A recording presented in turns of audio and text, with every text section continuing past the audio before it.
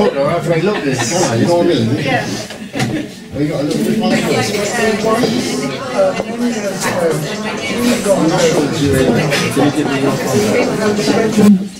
So this is my work, Self-Assembly, which is about predetermination. My starting point were those kind of cut-out cardboard pieces you used to get given as a child. Sometimes they'd be on back of cereal packets and things like that, where there was only ever one outcome for those pieces, so they were predetermined into what they would be. That sort of idea of a net having only one possible solution.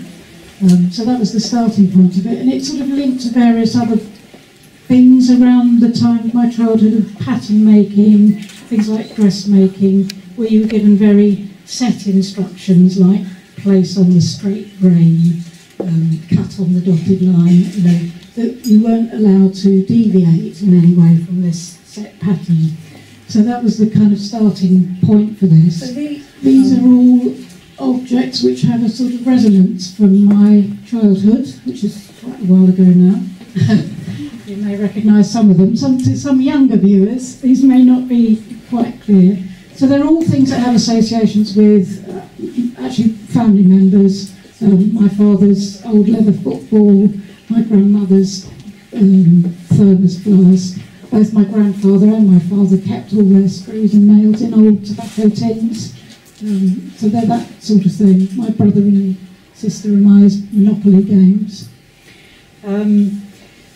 So they're based around that, but what I like to do with my work, I've considered myself to work entirely in drawing, but it tends to end up being expressed as either film or photography.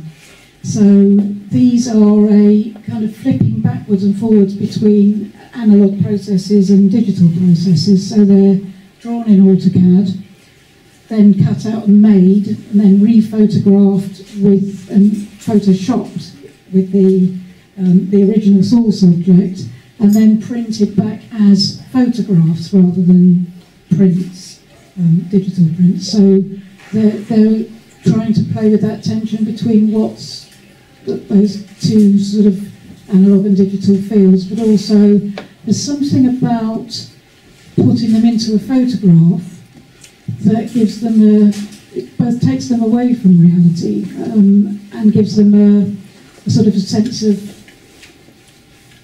empirical evidence, if that's what I'm thinking of. So it kind of decontextualises and frames them, and they seem more real if they're not the actual thing themselves. If that makes sense. So the reason why they're monochrome, and obviously that's the theme of the show is monochrome, and I'm nearly always working in monochrome unless something has an inherent colour. Because I particularly didn't want to use any kind of symbolic colour in these. They're very much about, they have a kind of constructivist feel that they're about the material, so they are about the cardboard. And I wanted it to be really clear, things like what's the surface and what's the edge, the positive and negative spaces, the kind of sculptural, compositional element of them. And also it's about a particular era, so I didn't want them to be that kind of 70s Polaroidy colour. They're very definitely a 1960s satin finish. Even the proportions of them, they're full scat rather than A3, so they've got a harking back to... so they work both as a set and as individual pieces, I hope. They do actually link together, the way they're arranged, the shadows kind of go from one piece to another, so they're supposed to work as a set. And they're kind of deliberately borderless and floating, again, to kind of enhance that feeling of unreality.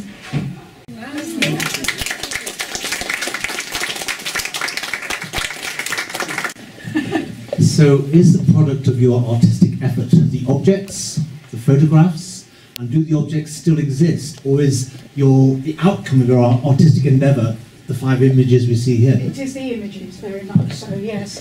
The objects actually do still exist just, But how long they will, I don't know. And without getting too techie, you then photographed the objects yourself, yes? Because they're very beautifully photographed and very beautifully lit. And you talked about digital, but I think you also talked about, you didn't mention the term wet chemistry, but are they filmed images or are they digital images? They're digital images, but wet chemistry prints. Right, okay. So Fine. Great. Thank you. so, yeah.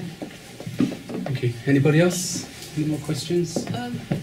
It's just, do you have your own studio for the wet, like the processing? No, I had these printed at college actually, because I've only just finished my MA. So this is my MA show piece. Oh, right, okay. And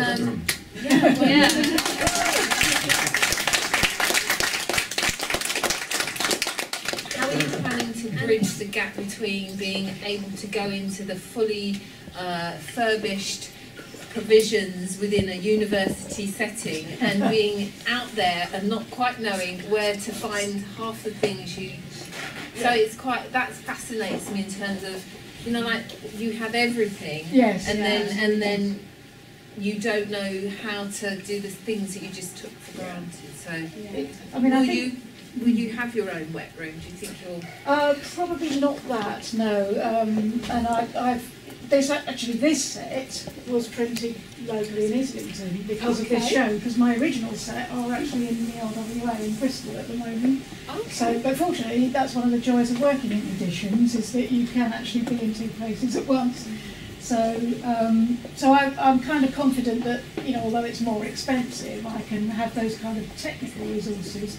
I think the thing I'm missing most at the moment are things like the library and the kind of online research type things, because if you don't want to stop working, you can't stop researching and all the rest of it. But I think for me, and I promise you, they haven't bribed me to say this, but I think these sort of events are the things that will keep me going. Okay. That having this kind of opportunity to do networking and to work with like-minded people on similar things is the thing I want to be able to do into the future, because you can't just stay in the studio and work on your own. You have to have community and interaction and so on to carry on doing it. So this is a fabulous opportunity. I'm really grateful. So what's your next project after this then? I'm actually working with a colleague on something slightly different. I come from here actually, but I'm living on London and Dorset at the moment, and there's a festival there which we're working on a joint project for. So I think that's my next sort of big piece of work, and then other little ideas are all rummaging around in there as usual. So they'll come out. Thank you.